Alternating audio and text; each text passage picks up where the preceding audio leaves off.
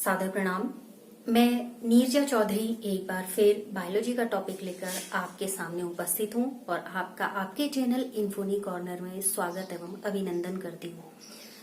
हमारा आज का टॉपिक रहेगा मोनेरा किंगडम से संबंधित। हमने कल पढ़ा था कि जो किंगडम है वो 5 किंगडम में डिवाइड किया था। वी टेकर ने उसको डिवाइड किया था। हमने ये भी जाना कि 2 जगत से संबंधित जो क्लासिफिकेशन था उसके लिए क्यों 5 जगत के क्लासिफिकेशन की जरूरत पड़ी। तो वो हम लास्ट वीडियो में सब कुछ डिस्कस कर चुके हैं। वहां पर आपको सजेस्टेड लिंक मिल जाएगा, आप वहां से उसको देख सकते हैं। अब बात करते हैं कि हमने एक एक करके एक एक किंगडम को पढ़ना है। तो आज हम पढ़ेंगे मोनेरा किंगडम के बारे में, यानी कि मोनेरा जगत के अंतर्गत हम किन को पढ़ते हैं। तो देखिए, जितने भी बैक्टीरिया होते हैं यानी जितने भी जीवाणु होते हैं वो सारे के सारे हम मोनेरा के अंतर्गत पढ़ते हैं। ये ऐसे बैक्टीरिया होते हैं। देखिए, बैक्टीरिया की एक विशेषता होती है कि ये वहां भी सरवाइव कर जाते हैं जहां पर भी जीवन की हम कहते हैं कि हो सकता है संभावनाएं नहीं हो। जैसे गर्म झरनों में भी मिलते हैं, लवणीय जल में भी मिलते हैं। तो अगर आप छोटा सा या थोड़ा सा एक मुट्ठी में मिट्टी भी इकट्ठी करते हैं तो भी आपको वहां पर सैकड़ों तरीके के बैक्टीरिया उस थोड़े से सैंपल में मिल सकते हैं। तो ये है बैक्टीरिया की विशेषता कि कहीं भी और कैसे भी वहां पर उपस्थिति इनकी रहती है। इसके बाद जो मोनेरा जगत की हम बात कर रहे हैं, इसमें 2 तरीके से हम डिवाइड करते हैं, यानी कि जो बैक्टीरिया मिलते हैं उनको 2 कैटेगरी में डिवाइड किया है। पहला है हमारा आद्य बैक्टीरिया यानी कि प्रिमिटिव बैक्टीरिया। दूसरा है हमारा यू बैक्टीरिया। यू बैक्टीरिया इनसे थोड़े से अलग होते हैं, तो एडवांस कह सकते हैं। तो इसलिए हमने इनको क्या किया है, अलग कैटेगराइज किया है। हमने क्या किया है, जब वर्गीकरण किया गया था तो उसी समय मोनेरा जगत में बैक्टीरिया को 2 कैटेगरी में डिवाइड किया। एक आद्य बैक्टीरिया यानी कि प्रिमिटिव बैक्टीरिया और दूसरे हमारे हो गए यू बैक्टीरिया। अब देखिए, जैसे हमने कहा कि बैक्टीरिया, अगर इन दोनों को भी मैं कम्युलेटिव कर दूं तो बैक्टीरिया क्या होते हैं, कई तरीके के होते हैं। जैसे कॉमा के आकार के भी होते हैं और क्लब शेप्ड भी होते हैं, स्पाइरल भी होते हैं, जैसे स्पाइरोलाइना करके हैं। तो अलग अलग तरीके के बैक्टीरिया हैं जो अलग अलग शेप के होते हैं। कुछ कॉकस टाइप के होते हैं। तो अलग अलग संरचना है बैक्टीरिया की। यहाँ बात करते हैं आद्य बैक्टीरिया, यानी कि पहले बात करते हैं इसकी प्रिमिटिव बैक्टीरिया की। देखिए, एक स्पेशल तरीके के ये बैक्टीरिया होते हैं। अब स्पेशल तरीके के बैक्टीरिया का क्या मतलब हुआ? स्पेशल तरीके के बैक्टीरिया का मतलब यहाँ पर ये हुआ कि इस तरीके के बैक्टीरिया बहुत ज्यादा हेलोफी में भी रह लेते हैं। जैसे अभी शुरुआत में ही हमने कहा कि बैक्टीरिया के कुछ स्पेशल कैरेक्टर्स होते हैं कि वो ऐसे जगहों पर भी रह लेते हैं जहां पर कि हम ये सोचते हैं कि जीवन संभव नहीं होगा। तो ये कैसे जल में भी रह लेते हैं, लवणीय में लिख देती हूँ यहाँ पर। ये लवणीय जल में भी रह लेते हैं, गर्म झरनों में भी रह लेते हैं। तो ऐसे स्थानों पर ये आराम से सरवाइव कर लेते हैं। ठीक है, ये है आद्य बैक्टीरिया। इसके साथ ही क्या है, ये इन बैक्टीरिया के अगर कैरेक्टरिस्टिक की हम बात करें तो जो सेल वॉल है, ये सेल वॉल इनकी दूसरे बैक्टीरिया से बिल्कुल डिफर होती है, बिल्कुल अलग होती है। ठीक है, अब जो ये सेल वॉल का डिफरेंशिएशन है, यही सेल वॉल का डिफरेंशिएशन इन्हें और बैक्टीरिया से सेपरेट करता है और इन्हें एक स्पेशल बनाता है, जो हमने कहा कि स्पेशल तरीके के बैक्टीरिया हैं। ठीक हो गया। अब यहाँ पर क्या होता है, जैसे कुछ तरीके के हमने बोले हेलोफिए यानी कि लवणीय जल में मिलने वाले हैं, या थर्मो एसिडोफिलस हैं जो कि गर्म झरनों में मिलते हैं, या कुछ ऐसे हैं जिन्हें मैथेनोजेंस कहा जाता है। तो मैथेनोजेंस कहाँ पर मिलते हैं, यानी कि कच्चे का जो क्षेत्र है वहां पर ये मिलते हैं, इन्हें कहा जाता है मैथेनोजन। मैथेनोजन एक्चुअली अगर हम यहाँ की बात करें, आप जुगाली करने वाले पशुओं के बारे में जानते ही हैं जिनको कहा जाता है रूमिनेंट, जैसे गाय हो गई, भैंस हो गई। तो ये इसके उदाहरण हैं। तो जो रूमिनेंट्स होते हैं, उन रूमिनेंट्स एनिमल्स के कहाँ पर मिलते हैं ये वाले बैक्टीरिया, उनकी इंटेस्टाइन में मिलते हैं। ठीक है, यानी उनकी आंत में मिलते हैं।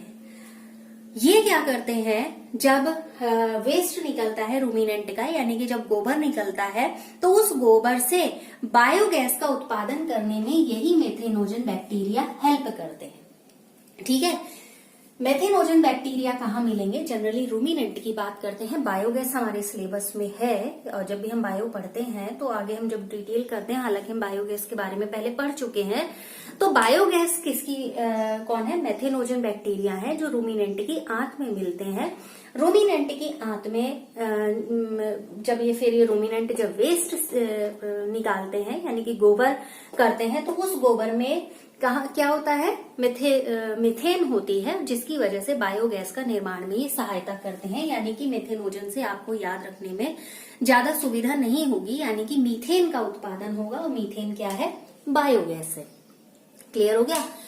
अब बात आती है यू बैक्टीरिया की। यू बैक्टीरिया एक्चुअली इन्हें ट्रू बैक्टीरिया भी कहा जाता है, या इनको मैं कहूं, इनको कहा जाता है वास्तविक बैक्टीरिया। ठीक है, इनको क्या कहा जाता है? वास्तविक बैक्टीरिया या जीवाणु।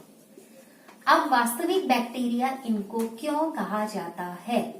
दोनों में अंतर हमने बता ही दिया थोड़ा सा। देखिए, यहाँ वास्तविक बैक्टीरिया इसलिए कहा जाता है कि इनकी जो सेल वॉल होती है वो एक थोड़ी सी कठोर होती है। कठोर कहने का मतलब अब इतनी भी कठोर नहीं कि आप मोलस्का से कंपेयर करना शुरू कर दें, कंपैरिजन किया जा रहा है, उसकी तुलना में बात हो रही है यहाँ पर। तो ये इनकी जो सेल वॉल होती है वो सेल वॉल कैसी होती है? थोड़ी सी हार्ड होती है। साथ ही इन बैक्टीरियाज की एक विशेषता ये होती है कि इनमें फ्लैजिला होता है, यानी कि चल बैक्टीरिया कहेंगे, मोबाइल बैक्टीरिया कहेंगे इनको। ठीक है, इनमें क्या होता है? कशाग या फ्लैजिला होता है, तो इसलिए इनको क्या कहते हैं? चल बैक्टीरिया या मोबाइल बैक्टीरिया इनको कहा जाता है। अब कुछ उदाहरण है, जैसे यहाँ पर बात करेंगे साइनोबैक्टीरिया। साइनोबैक्टीरिया आप जानते हैं किसको कहा जाता है? साइनोबैक्टीरिया का मतलब होता है ब्लू ग्रीन एल्गी से। ठीक है, यानी कि नील हरित जो शैवाल होते हैं। तो साइनोबैक्टीरिया में जैसे हम उनके बारे में जानते हैं, प्लांट्स के बारे में जानते हैं, हम जानते हैं उनमें क्या मिलता है? क्लोरोफिल ए मिलता है। तो ऐसे ही साइनोबैक्टीरिया में भी क्या मिलता है? क्लोरोफिल ए पाया जाता है। और इसी वजह से ये क्या करते हैं? फोटोसिंथेसिस की प्रोसेस करते हैं। और जबकि हमने यहाँ नहीं देखा, देखिए कि यहाँ पर फोटोसिंथेसिस हो रही है या कोई स्पेशल तरीके का क्लोरोफिल पाया जा रहा है, इसलिए इनको इससे सेपरेट किया। ठीक हो गया? अब यहाँ पर क्या है कि जैसे प्लांट्स में क्लोरोफिल होता है, उसी तरीके से यहाँ पर भी इनमें क्लोरोफिल ए पाया जाता है। ठीक है, CHL। ठीक है, क्लोरोफिल ए के बाद ये जो बैक्टीरिया है हम जानते हैं यूनिसेलुलर हैं। कई बार ऐसा होता है कि कॉलोनियल फॉर्म में भी रहते हैं।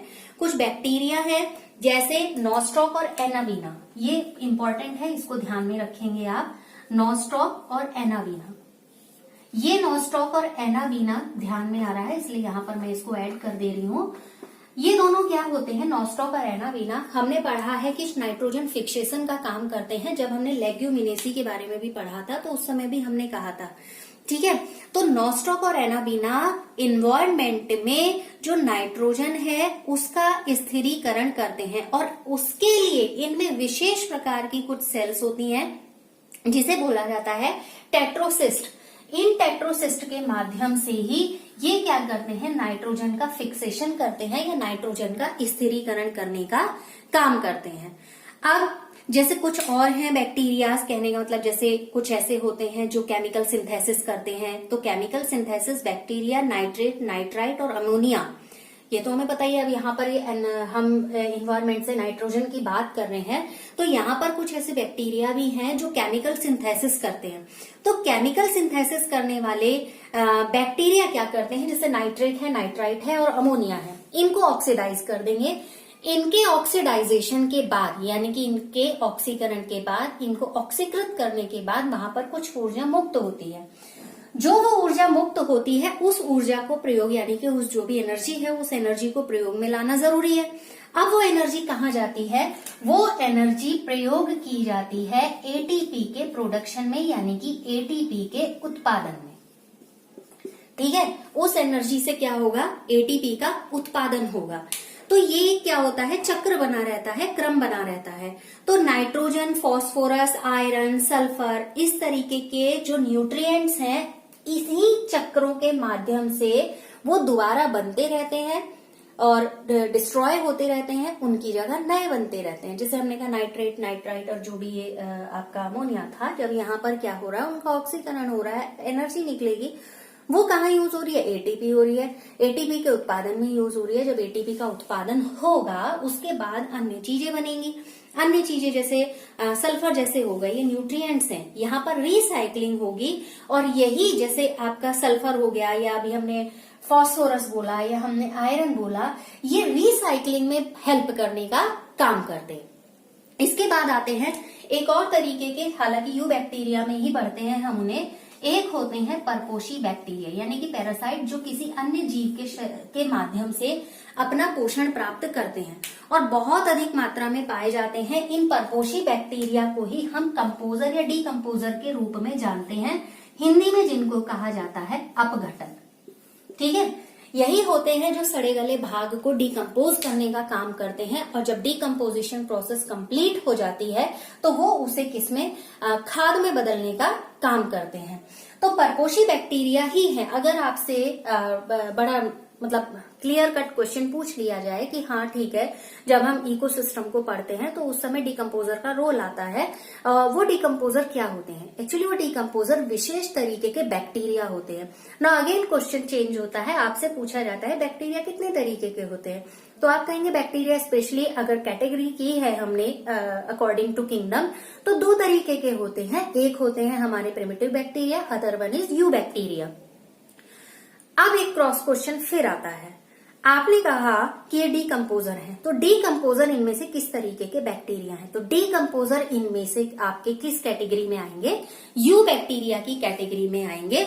और ये क्या काम करेंगे, जैसे कोई सड़ा गला भाग है उसको खत्म करेंगे, और बल्कि ये जो परपोषी बैक्टीरिया होते हैं, इनके पैरासाइट टाइप के जो होते हैं, जो दूसरे जीव शरीर के माध्यम से अपना पोषण करते हैं, ये मनुष्य के लिए यानी कि हमारे लिए बहुत बेनिफिशियरी होते हैं। हमारे लिए इनके बेनिफिट होने का मतलब तभी इनकी उपयोगिता, तभी हम इनके बारे में पढ़ भी रहे हैं। क्योंकि अब देखिए डिकम्पोजिशन नहीं होगा, अब जैसे दूध से दही बनाना है नहीं होगा, खमीर उठाना है नहीं होगा, तो इन्हीं की मदद से तो होता है। ठीक है, तो इसलिए अगर इंडस्ट्रियल पॉइंट ऑफ व्यू से कहें या डेली हमारा जो लाइफ है उसके पॉइंट ऑफ व्यू से कहें, तो ये बैक्टीरिया हमारे लिए बहुत ज्यादा बेनिफिशियरी होते हैं। अब क्या है कि जैसे कुछ एंटीबायोटिक का उत्पादन करना है, एंटीबायोटिक एक आप जानते हैं पेनिसिलियम नोटेटम से बना हुआ पेनिसिलिन जो होता है वो भी आपका क्या है, एंटीबायोटिक है। तो इन्हीं तरीके से, हालांकि वो कवकों के माध्यम से बना हुआ है, लेकिन यहाँ पर हम बैक्टीरिया की बात कर रहे हैं, तो कुछ एंटीबायोटिक्स भी होते हैं जो बैक्टीरिया के माध्यम से ही बनते हैं। ठीक है, अब हमने अभी लेग्यूम की बात की थी, जब यहाँ पर मैं बात कर रही थी, तो यहाँ पर मैं फिर से उन्हीं की बात करूंगी। यहाँ पर लेग्यूम की जड़ों में आपको पता है बैक्टीरिया मिलते हैं, राइजोबियम होते हैं। वो क्या करते हैं, वो भी वही काम करते हैं जो नॉस्टॉक और एनाविना करते हैं, मतलब इन्वायरमेंट से नाइट्रोजन का फिक्सेशन करना, यानी नाइट्रोजन का स्थिरीकरण करना। तो नाइट्रोजन स्थिरीकरण की जिम्मेदारी भी किन पर होती है, बैक्टीरिया पर होती है। और अब ऐसा नहीं है कि हमने कहा कि ये बैक्टीरिया हमारे लिए बेनिफिशियरी है तो ये हमें कुछ नुकसान भी नहीं पहुंचाते। आप जानते हैं बैक्टीरिया अगर हमारे लिए बेनिफिशियरी है तो बैक्टीरिया के द्वारा हमें बहुत सारे नुकसान भी होते हैं। जैसे क्या होते हैं, ये एक तरीके से पैथोजन होते हैं।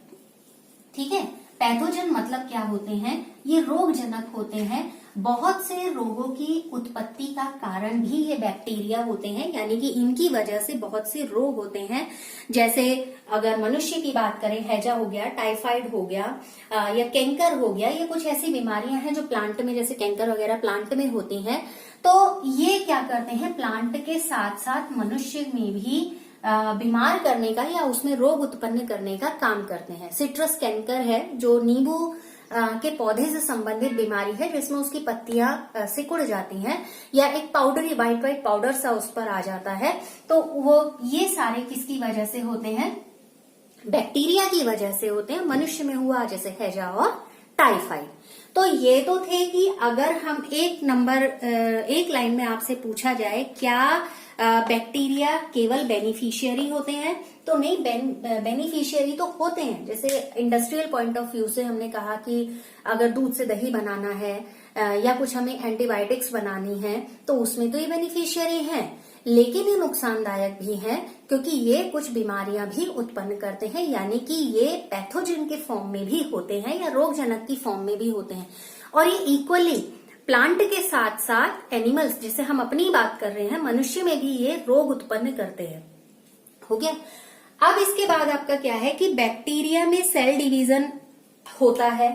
जब सेल डिवीजन होगा उस सेल डिवीजन के माध्यम से ही इसमें होगा रिप्रोडक्शन। रिप्रोडक्शन मीन्स जनन की प्रक्रिया, प्रजनन की प्रक्रिया इसके अंदर होगी। ठीक है, सेल डिवाइड होंगी और तब यहाँ पर प्रक्रिया होगी। लेकिन कई बार ऐसी कंडीशन आ जाती है बैक्टीरिया के साथ कि ये यहाँ पर स्पोर फॉर्मेशन भी करना शुरू कर देते हैं। स्पोर फॉर्मेशन का मतलब हुआ कि ये बीजाणु का भी निर्माण करना शुरू कर देते हैं, ये बीजाणु बनाना भी शुरू कर देते हैं। अब इनमें से कुछ बैक्टीरिया ऐसे हैं जो एक बैक्टीरिया से दूसरे बैक्टीरिया में डीएनए का एक तरीके से ट्रांसपोर्टेशन भी होता है इनमें। और एक और उदाहरण यहाँ पर है माइकोप्लाज्मा का। माइकोप्लाज्मा कहाँ लिखूं, यहाँ लिख दे रही हूं, माइकोप्लाज्मा। माइकोप्लाज्मा, इसको आप ध्यान रखेंगे विशेष रूप से, माइकोप्लाज्मा। ये क्या है, इसमें कोशिका भित्ति तो नहीं होती है, बिल्कुल भी नहीं होती है, और सबसे छोटी जीवित कोशिका इसको कहा जाता है। किसको? माइकोप्लाज्मा को, सबसे छोटी जीवित कोशिका। माइकोप्लाज्मा की एक और स्पेशलिटी है कि अगर ऑक्सीजन नहीं है तो भी ये यहाँ पर सरवाइव कर जाता है, यानी कि ये जीवित रह जाता है, यानी कि एनारोबिक रेस्पिरेशन भी ये कर लेता है। जब ऑक्सीजन की उपस्थिति में श्वसन की क्रिया होती है, यानी कि रेस्पिरेशन होता है, उसे एरोबिक रेस्पिरेशन कहते हैं। लेकिन माइकोप्लाज्मा के साथ एक स्पेशल फीचर एडेड है कि ये अगर ऑक्सीजन नहीं है उस तब भी ये क्या कर लेगा, सरवाइव कर लेगा, और इसीलिए इसको कहा जाता है सबसे छोटी जीवित कोशिका। बहुत से माइकोप्लाज्मा होते हैं जो एनिमल के साथ साथ मनुष्य में, पौधों में भी क्या करते हैं, रोग उत्पन्न करने का काम करते हैं, यानी कि ये भी एक पैथोजन की तरीके से होते हैं। तो ये तो था हमारा किंगडम मोनेरा के बारे में, यानी कि बैक्टीरिया के बारे में, कि किस तरीके के बैक्टीरिया होते हैं, उनकी क्या स्पेशलिटी है। मेन फिर रिपीट कर रही हूँ, दो तरीके के होते हैं, आधे बैक्टीरिया और यू बैक्टीरिया, मीन टू से प्रिमिटिव बैक्टीरिया और यू बैक्टीरिया। तो फिलहाल वाले सेशन में हम इतनी ही बात करेंगे। नेक्स्ट सेशन में हम पढ़ेंगे दूसरे किंगडम के बारे में, यानी कि हम पढ़ेंगे प्रोटिस्टा किंगडम के बारे में। तो प्रोटिस्टा के क्या स्पेशल फीचर हैं वो सारा उसमें डिटेल करेंगे। फिलहाल आज के सेशन में इतनी ही बात करेंगे। आप सभी का लगातार साथ बने रहने के लिए बहुत बहुत धन्यवाद।